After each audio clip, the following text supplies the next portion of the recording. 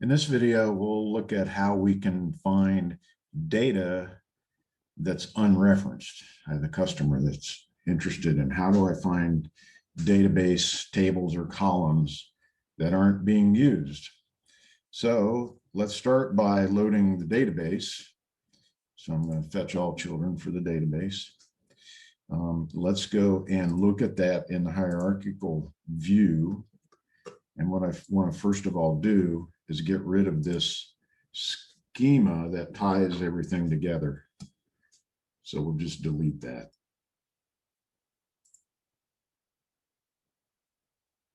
Got it.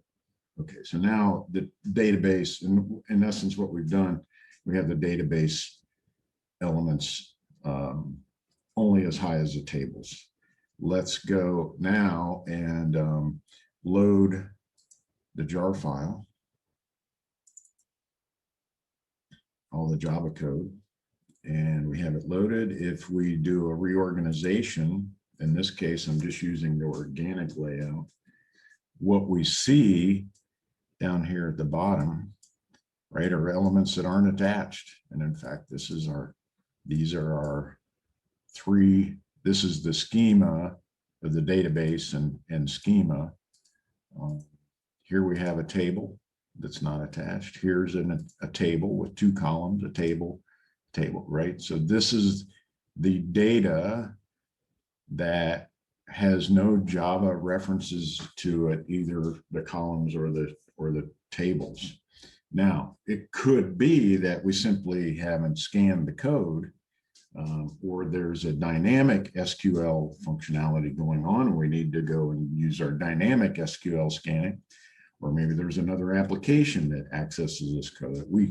So we know that at least with the code that we have scanned, we're not referencing this data. Now, this was sort of a visual way to go about it. And that may be very workable. It may be that this is not so workable, or that because of the complexity of the application and the database and other factors, other code that's not referenced or connected, this becomes a whole sea of elements that makes it more difficult to just inspect visually. So the question is, how can we be more deterministic? Well, let's start by using our network analyzer to get some additional information. And let's go to a filter. And so what I have is a filter on the node type of column. What I'm looking for is any columns that only have one reference, that is, to the table. So let's go ahead and apply that. And so here are those specific columns that only have one reference. Let's select those.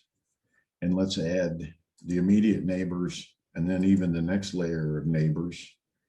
And let's go even another layer of neighbors. And let's go and create a new network with just that, and look at that in a hierarchical layout. Okay, so now we can see here data elements that only have one reference, and columns that only have a reference to a table, but that table does have references to, right, or is accessed by a Java entity. But here we have those same tables that have no Java reference to the table or to the columns. So this is a little more deterministic way of narrowing down that view of those particular database columns and tables that, in this case, we basically said, show me the columns that have only one reference, and then go find all the neighbors to those.